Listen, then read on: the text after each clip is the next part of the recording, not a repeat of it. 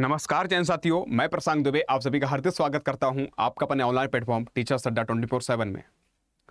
साथियों, आज का मुद्दा जो है यानी कि एक कहने का बहुत ही खराब भी लग रहा है और साथ साथ आपको बताना भी चाहता हूं, कुछ आपके लिए बात भी रखना चाहता हूं। तो आप देख रहे होंगे, कल आपने न्यूज़ भी देखा होगा और साथ साथ यानी कि कटिंग भी देखी होगी, जिसके माध्यम से बहुत सारे बच्चे हमसे कमेंट भी किए, मुझे मैसेज भी किए, सर कुछ कीजिएगा आप। यानी कि अब तो यानी कि इतनी बेरोजगारी बढ़ चुकी है कि बहुत सारे लोग क्या करने लगे हैं, यानी कि जैसे रोडवेज जैसे विभाग में यानी कि पढ़े लिखे यानी कि बीएड और डीएलएड इत्यादि किए हुए बच्चे, सीटेट पास किए हुए बच्चे इसमें यानी कह सकते हैं फॉर्म भर रहे हैं, यानी कि इसमें भर्ती होने के लिए प्रयास कर रहे हैं। आखिर क्या कारण है? तो मैं सबसे बड़ी बात यह करना चाहता हूं कि उत्तर प्रदेश के शिक्षा मंत्री और उत्तर प्रदेश के सीएम साहब यानी कि योगी आदित्यनाथ जी से मैं पूछना चाहता हूं, आखिर हर साल की तरह जो आपकी रिटायरमेंट हो रहे हैं, भर्ती क्यों नहीं हो रही है? मैं पूछना चाहता हूं कि सीटेट बच्चे पास किए हुए बैठे हैं, यूपी टेट पास किए हुए बैठे, उन्हें मौका क्यों नहीं दिया जा रहा है?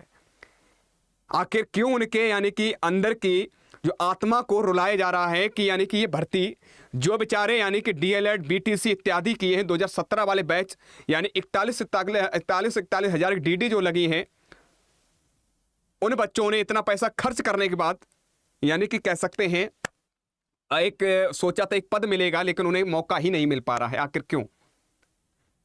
सोचने वाली बात है, विचारने वाली बात है। और आपके ऐसा भी नहीं है कि आप तक बात पहुंची ना हो, आपने 2 से 3 बार उत्तर प्रदेश के सीएम साहब ने बोला भी है कि एक बड़े तादाद में यानी भर्ती कराने वाले हैं। आखिर कब भर्ती होगी? और साथ साथ मैं आपको दिखाना चाहता हूं, कुछ बच्चे कह भी रहे सर जी आप आवाज नहीं उठाते हो, मैंने हमेशा तुम्हारे लिए आवाज उठाई है।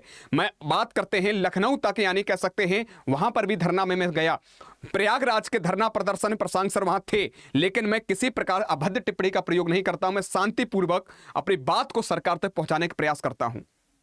और कुछ ऐसे नालायक टाइम में होते हैं, वो कहते सर आप अपने व्यूज के चक्कर में हो। अगर तुम्हारे व्यूज का चक्कर होता तो मेरे बच्चे आपका परिवार छोटा नहीं है, समझ रहे हो ना? तुम्हारे हित के लिए आवाज उठाता हूं मैं सीधा, यानी कि उत्तर प्रदेश शिक्षा मंत्री संदीप जी से और साथ साथ यानी कि उत्तर प्रदेश के सीएम साहब यानी योगी आदित्यनाथ जी से हमेशा मैं सवाल करता हूं। मुद्दा यह नहीं है कि तुम्हारे हित के लिए मेरे बच्चे पूरा प्रयास करता हूं, ठीक है ना? कुछ बच्चे नालायक टाइम में देते हैं तो वो उनका स्वभाव है, आप कर सकते हो कमेंट, कोई दिक्कत नहीं। ये उद्देश्य केवल एक ही है मेरे बच्चे, मैं आपको बताना चाहता हूं कि हम लोग कुछ सोचना चाह रहे हैं। जैसे आपको पता होना चाहिए कि अभी कुछ दिनों बाद आप सभी को थोड़ा सपोर्ट चाहिए, क्योंकि ये नेता अभिनेता जो बने घूम रहे हैं कि वहां पर धरना इतनी तारीख को होगा, इतनी तारीख बंद होगा, कि इतने रुपए आप कर दीजिएगा, इतने रुपए आप कर दीजिएगा। तो पहली बात, ऐसा तो होना नहीं है।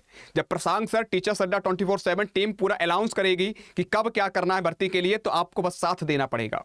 और नहीं तो ये प्रक्रिया आप देख सकते हो, तुम्हारे सामने दिखाई दे रही होगी, यानी कि बेचारे बीएड और बीटीसी वाली महिलाएं, बेटियां बेचारी सोच रही थी गवर्नमेंट शिक्षिका बनेंगी और उन्हें बेचारे किस पर, बेरोजगारी पर इतनी मार पड़ रही है जो आपके यानी रोडवेज बसों में काटेंगे टिकट। यह हालत हो रखी है, आपके सामने है, प्रत्यक्ष है। एक न्यूज में है, साफ शब्दों को रोडवेज कर रहा संविदा पर महिलाओं की कंडक्टर भर्ती, यानी संविदा पर है, वो भी परमानेंट नहीं। तो मैं उत्तर प्रदेश शिक्षा मंत्री से हाथ जोड़ के निवेदन करना चाहता हूं, उत्तर प्रदेश के यानी कि मुख्यमंत्री जी से हाथ जोड़ के निवेदन करना चाहता हूं, इन बच्चों के लिए कुछ सोचो। जो एलिजिबल हैं बेचारे, तैयारी करके बैठे हुए हैं, किताबें बंद कर दी हैं, ऐसी नौकरी करने के लिए बेचारे बेबस हो चुके हैं। तो आपसे हाथ जोड़ के निवेदन है कि इन बच्चों के हित के लिए कुछ सोचिएगा आप। और बाद बाकी आप सभी से मैं कहूंगा, बहुत जल्दी आप लोगों के लिए डेट डिसाइड की जाएगी।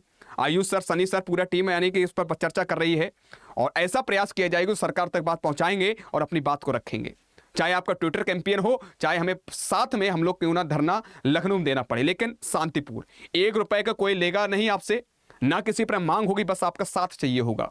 और इन चंदा चोरों से थोड़ा दूर रहिएगा, ठीक है ना? आपको डेट डिसाइड की जाएगी, आपको बता दिया जाएगा बस। लेकिन मैं आपसे कहूंगा, जो बच्चे यानी कर रहे हैं, मैं मना तो नहीं करूंगा। कुछ बच्चों ने अप्लाई किया है, जैसे यहाँ पर बोला भी गया है कि लगभग यानी कि हाँ बिल्कुल जी हाँ, पढ़ने कानपुर के नहीं है।